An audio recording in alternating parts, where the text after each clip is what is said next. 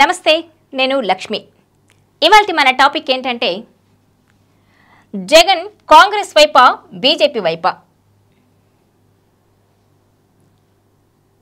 జగన్ దారేటు అటు బీజేపీ వైపా ఇటు కాంగ్రెస్ వైపా అన్నది ఉత్కంఠ రేపుతోంది. ఎందుకంటే మొన్నటి ఎన్నికల్లో ఘోరంగా ఓడిపోయింది వైసీపీ.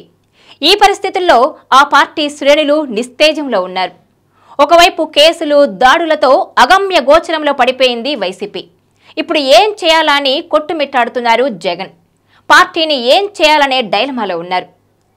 అయితే అటు కాంగ్రెస్లోకి విలీనం చేస్తారని ప్రచారం సాగింది. ఇటీవల బెంగళూరుకు వెళ్లిన జగన్ డీకే శివకుమార్తో భేటీ అయ్యారని, వైసీపీని కాంగ్రెస్లో విలీనం చేస్తున్నారని సోషల్ మీడియాలో పెద్ద ఎత్తున ప్రచారం జరిగింది. అయితే ఆ ప్రచారాన్ని కొట్టిపారేసింది వైసీపీ. అలాంటిదేమీ లేదని చెప్పుకొచ్చింది. ఇదిలా ఉంటే మొన్న జరిగిన లోక్సభ స్పీకర్ ఎన్నికల్లో బీజేపీకి మద్దతిచ్చింది వైసీపీ. అయితే ఇప్పుడు రాజ్యసభలో బీజేపీ బలం తగ్గిపోతూ వస్తోంది.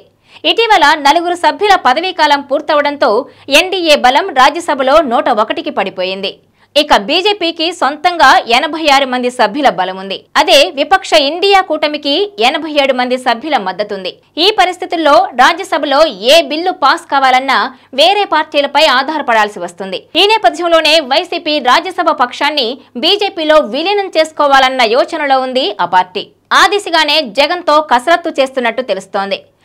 ఈ నేపథ్యంలోనే వైసీపీ రాజ్యసభ పక్షాన్ని బీజేపీలో విలీనం చేస్తున్నారా అన్న చర్చ సాగుతోంది.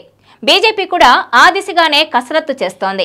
ఎందుకంటే రాజ్యసభలో బీజేపీ బలం 86గా ఉంది. అందుకే రాజ్యసభలో తమ బలం పెంచుకోవాలనే ఆలోచనలో ఉంది బీజేపీ.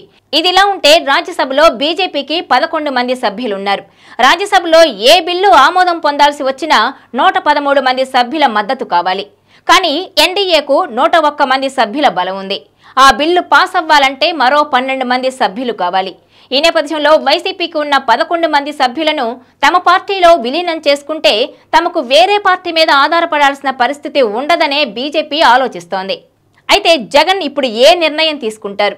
అటు కాంగ్రెస్కు మద్దతిస్తారా, బీజేపీకి మద్దతిస్తారా, లేదంటే 11 మంది సభ్యులున్న వైసీపీ రాజ్యసభ పక్షాన్ని బీజేపీలో విలీనం చేస్తారా అన్నది ఉత్కంఠ రేపుతోంది. Please share, like and subscribe south first Telugu channel.